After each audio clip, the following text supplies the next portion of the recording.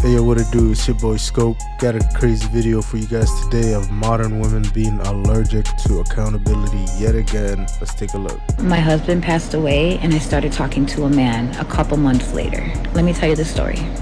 So this was an old friend that I knew since I was 15. I wanted that male attention. I missed that male attention. So I invited him over. That statement right there is literally what she's going to use to justify all of her actions moving forward from this point on. The fact that she wanted that male attention.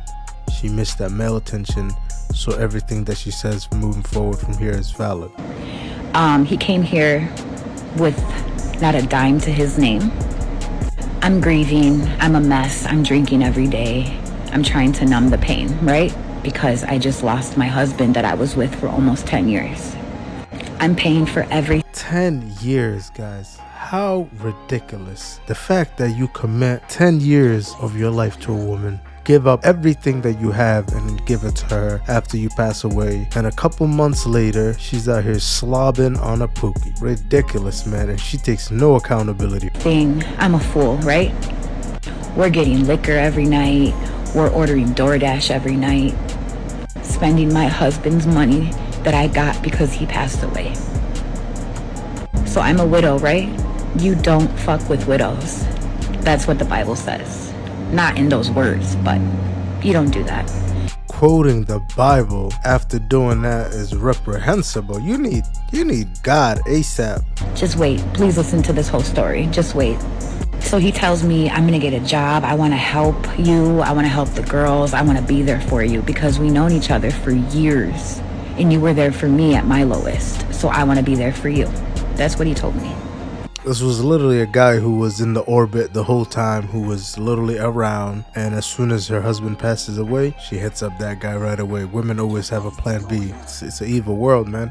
But it wasn't like that at all. He stayed for about 2 weeks. 2 weeks I was paying for a grown man that was staying in my husband's home that passed away.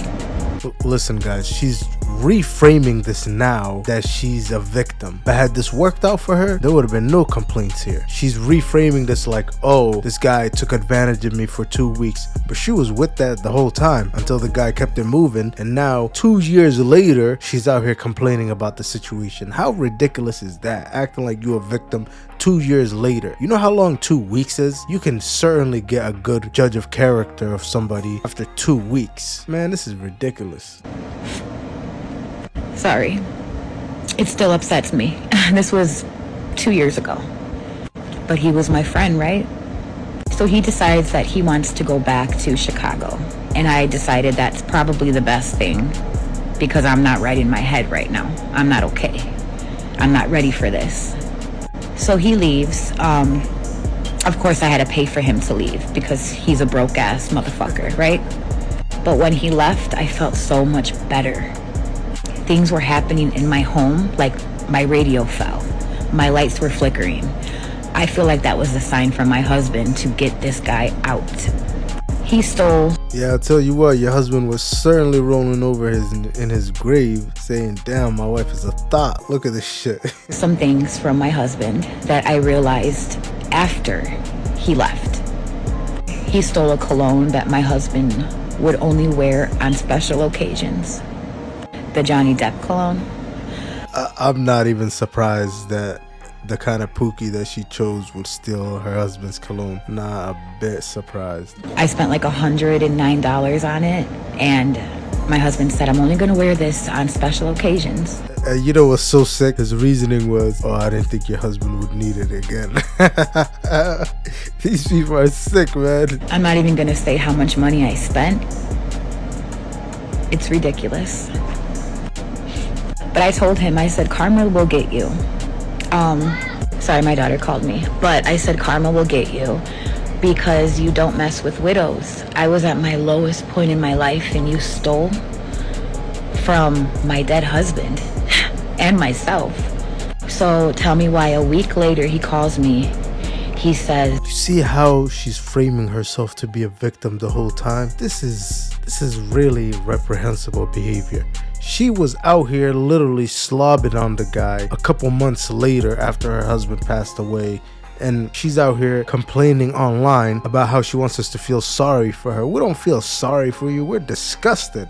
This is disturbing. I was by 63rd and Francisco in Chicago. That's my husband's neighborhood. That's where I met my husband. That's where he's from. I said, what happened? Because I wanted more information, right? He says that 8 dudes jumped him and they were beating him. He got broken ribs. He had a big ass busted lip, 2 black eyes. His head was swollen. I said, send me a picture. He sends me a picture of his whole body, his chest, his head. I was like, He calls me back. I said, you know what? That's your karma. I said, my husband, who is dead, did this to you because you messed with me. You came into my home. These chicks are literally all cuckoo. All of them have this weird beliefs of just trying to put together these weird fantasy fairy tales. She's out here claiming that her husband arranged this from the dead. These chicks are literally going crazy from all these psych meds and all this cock carousel that they happen to be riding. And you took advantage of me and you stole from him. He goes, F you, you B, da da da da. I said, no, fuck you. And I hung up. And I've never spoken to him since. He wrote me and said, don't worry, I'll pay all the money back that you spent on me. I'll send you back your cologne that I took from your husband. And nothing. Nothing at all. If your husband passed away, or your wife, never jump into something. Just oh my goodness. Why? We needed this prophetic message from this woman being a thought to come to this conclusion. Oh my goodness. Thank you so much. Who could have known not to be a thought a couple months after your husband passes away? This is what religions have been trying to teach for the longest time.